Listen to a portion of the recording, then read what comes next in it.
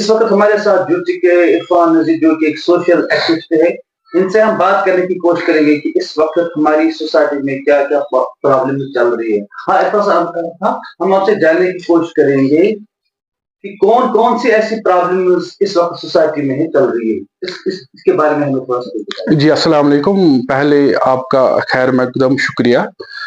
اس وقت جو ہماری سوسائٹی میں پرابلم چل رہی ہے وہ دو پرابلم چل رہی ہے. ایک ڈیولپمنٹل سنیریو سے اگر ہم دیکھیں اور ایک سوشل پرابلم چل رہی ہے. ڈیولپمنٹل ایشو جو ہے وہ اس کے اوپر ہم بات نہیں کریں گے, وہ گورنمنٹ کا کنسرن ہے. لیکن میں بات کروں گا جو سوشل پرابلم چل رہی ہے جس میں بہت سارے سوشل ایولز اس وقت ہماری سوسائٹی میں پنپ رہے ہیں اور بڑھ گئے ہیں, جس میں سب سے اوپر جو ہے وہ ڈرگ ایڈکشن ہے اور لیٹ میرج کی پرابلم ہے. اور ان دو چیزوں کی جو وجہ ہے اور ان دو چیزوں نے جو جنم دیے ہے وہ رابریز کو جنم دیے ہے, پورنوگرافیز کو اور بہت ساری جرائم کو اس کی وجہ سے یہ مطلب فروغ ملا ہے. اور ان سب سوشل ایولز کا اگر ہم دیکھیں کہ ان کی جڑ کیا ہے, ان پورے سب سوشل ایولز کی جڑ جو ہے وہ ان ایمپلائمنٹ ہے. جی سر. اگر آپ بات کریں ان ایمپلائمنٹ کی بات کریں کہ کون سے اثرات سوسائٹی پر. جی اگر ہم ان ایمپلائمنٹ کی بات کریں, پہلے میں یہ کلیئر کرنا چاہتا ہوں کہ ایک جموں کشمیر امپلائمنٹ ڈپارٹمنٹ کی ایک سروے کے مطابق ہمارے جے اینڈ کے میں قریباً 6.5 لاکھ کے قریب جو یوتھ ہے وہ ان ایمپلائڈ ہے. اور اگر ہم دیکھیں کہ یہ وہ نوجوان ہیں جنہوں نے ایکیڈمک ڈگریاں حاصل کی ہے, جس میں گریجویٹ, پوسٹ گریجویٹ, ان کی پی ایچ ڈی ہولڈر بھی ہے. اس سے پہلے بھی میں نے اس کے بارے میں ذکر کی تھی اپنے ایک ویڈیو میں.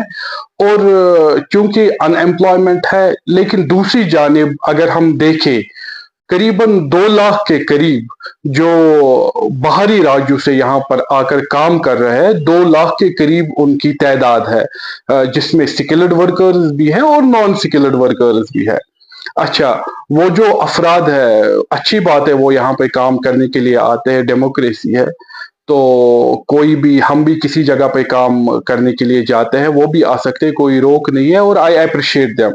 تو ان 2 لاکھ میں سے سکلڈ ورکرز بھی ہے, نان سکلڈ ورکرز بھی ہے.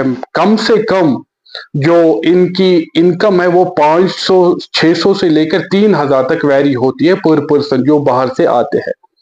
اب جو کنسرن ہمارا ہے, میرا جو ایک بہت بڑا کنسرن ہے کہ ہمارا جو یوتھ ہے وہ کام کرنے کے لیے تیار نہیں ہے.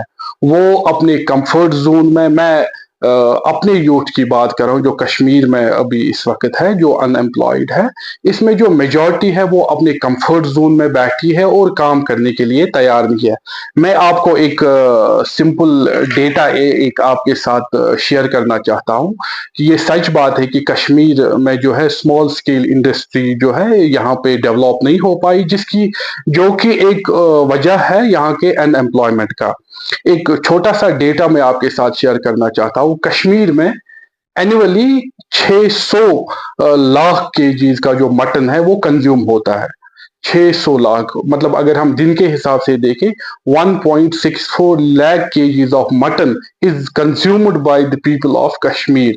اب اگر ہم اس کے اگینسٹ ہماری کنٹریبیوشن دیکھیں کہ ہم اس میں کتنا کنٹریبیوٹ کر سکتے ہیں, اگر ہم اس میں آدھا بھی کنٹریبیوٹ کرتے یہاں کی جو کنزمپشن ہے اس کو کیٹر کرنے کے لیے, شاید ہزاروں کی تعداد میں یہاں کے نوجوان اس میں روزگار کما سکتے تھے. یہ تو ایک سیگمنٹ ہے. چلو اب پولٹری کی میں بات کرتا ہوں. 2.25 لاکھ کے جی کے قریب پورے دن کا یہاں پہ کنزمپشن ہو رہا ہے. اگر ٹیکنیکلی دیکھا جائے تو کشمیر بہت امیر اسٹیٹ ہے, یہاں کے لوگوں میں بائنگ کیپیسٹی بہت ہے اور یہاں پر کام کرنے کی بھی کیپیسٹی بہت ہے. اگر انسان چاہے تو اچھا روزگار یہاں پہ کما سکتا ہے. لیکن اس میں جو ہنڈرنس ہے وہ یہ ہے کہ کوئی ان ایمپلائڈ یوتھ ہے, انہوں نے گریجویشن کی ہے, پوسٹ گریجویشن کی ہے, اس کی جو وہ ڈگری ہے وہ اس کو کام کرنے سے روک رہی ہے. تو ان ایمپلائمنٹ کی ایک بہت بڑی یہ وجہ یہاں پہ رہی پچھلے کئی سالوں سے کہ یہاں پہ سکل ڈیولپمنٹ پروگرامز ایسے انہوں نے فروغ نہیں پایا.